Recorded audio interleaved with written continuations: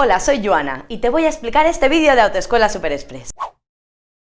Las ruedas son los elementos del automóvil en contacto con el suelo, son los zapatos de tu coche. Sus funciones son transmitir el movimiento del motor, dirigir el automóvil, absorber y amortiguar los golpes debidos a las irregularidades del terreno como baches y liberar al ambiente el calor producido por el sistema de frenado. Las ruedas tienen una parte metálica que se llama llanta y otra elástica que se llama neumático. Esto que están limpiando es la llanta, la parte metálica de la rueda sobre la que se montan los neumáticos. Su tamaño y peso deben ser apropiados para que el comportamiento del vehículo sea correcto. Pueden ser de varios materiales, acero, aleación ligera u otros materiales menos pesados y más resistentes. La llanta es la parte de la rueda que realmente está conectada al motor. También es la parte de la rueda que se ocupa de disipar, de liberar el calor desprendido por los frenos. Las dimensiones del neumático y de la llanta deben ser compatibles.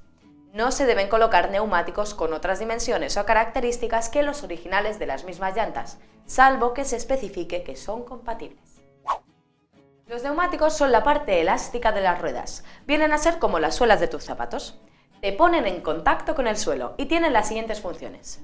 Hacer que vayas más cómodo porque contribuyen a amortiguar, como las Nike Air que ves en la foto. Soportan el peso del vehículo. Transmiten los esfuerzos de tracción y frenado. Dirigen el vehículo y lo mantienen en la trayectoria que tú le indicas y sujetan el vehículo en las curvas evitando que salgan por la fuerza centrífuga. Si te gusta la serie CSI vas a disfrutar porque le vamos a hacer una autopsia a un neumático. Vamos a desmontarlo para que veas su estructura. La parte más externa, lo que vendría a ser la piel del neumático, es lo que llamamos banda de rodamiento. Es la parte que está en contacto con el pavimento, así que la adherencia, lo que agarra tu coche al asfalto, va a depender mucho de la banda de rodamiento. Hay otros factores que afectarán a la adherencia, el peso del vehículo y la propia carretera. Si quitamos la piel, la banda de rodamiento, llegamos a los músculos, que en una rueda se llaman la cubierta. Aquí tenemos tres tipos de cubiertas. Diagonal, que está compuesta por varias lonas superpuestas, una encima de otras y cruzadas. Diagonal cinturada, que es como una diagonal, pero añadiendo encima 2 o 3 lonas, tal como ves en el dibujo. Y radial. Los armazones con esta estructura radial tienen una sola lona de carcasa con aros circulares, con lonas en la cima, con lo que se consigue que el flanco, el lateral y la banda de rodamiento sean independientes. Las cubiertas radiales tienen ventajas respecto de las anteriores. Más confort, más adherencia, más rendimiento kilométrico, tardan más en gastarse, menos calentamiento, menos consumo de combustible y menos tendencia a la deriva, a irse de lado. Según la manera de montar los neumáticos sobre la llanta, podemos clasificarlos en dos tipos. Los neumáticos con cámara, es como en las bicis, hay una especie de flotador que se hincha y que queda entre la llanta y el neumático. Como en las bicis, el aire lo metes a presión a través de una válvula que tiene el flotador.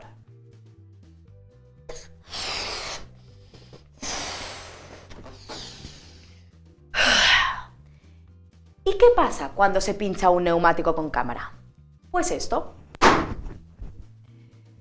Por eso se crearon los neumáticos sin cámara. En los neumáticos sin cámara no hay flotador. El aire va contenido entre la cubierta y la llanta. Son los más usados y su empleo exige llantas especiales. Son más seguros porque en caso de pinchazo no revientan, sino que se deshinchan lentamente. El aire se introduce a través de una válvula que se encuentra en la llanta. No es recomendable montar neumáticos sin cámara, sin flotador, en llantas para neumáticos con cámara, aunque lo contrario sí puede hacerse. ¡Belendi! ¡Dale! A los neumáticos con cámara también se les llama tube type y a los que no tienen cámara se les llama tubeless.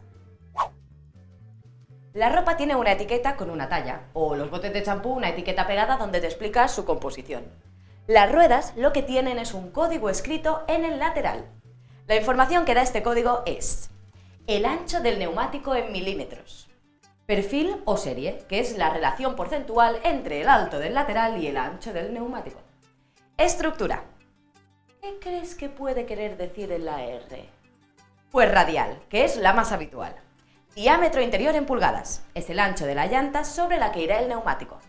Índice de carga y código de velocidad. Es un código que te dice el peso que puede soportar una velocidad determinada. que viene dada por una letra que es el código de velocidad. Y tipo de montaje. Este es tubeless. Y la fecha de fabricación.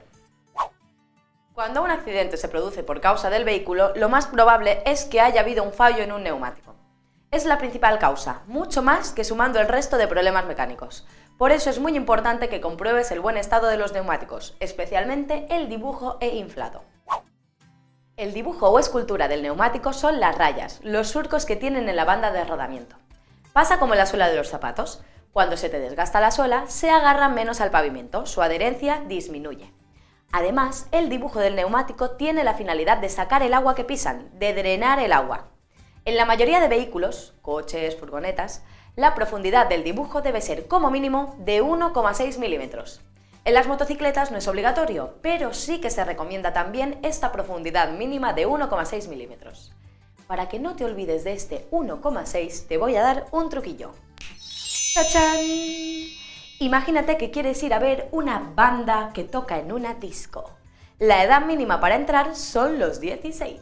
¿Ves? Cuando te pregunten por la banda de rodamiento te puedes acordar de este 16, 1,6 milímetros. Ahora te voy a hablar del resculturado. Tiene nombre de operación de estética. Aunque está claro que a mí con este cuerpazo que tengo no me hace falta.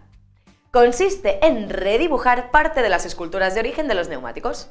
Es volver a dibujar los surcos. En general esto no se puede hacer. Para tu coche, olvídate. Si el neumático se ha gastado, tendrás que cambiarlo. El resculturado solo se usa en neumáticos que son muy gruesos y que se utilizan en los vehículos pesados de 3,5 toneladas de masa máxima autorizada. Además, tienen que ser especiales. Tienen que ir marcados con la palabra regovable.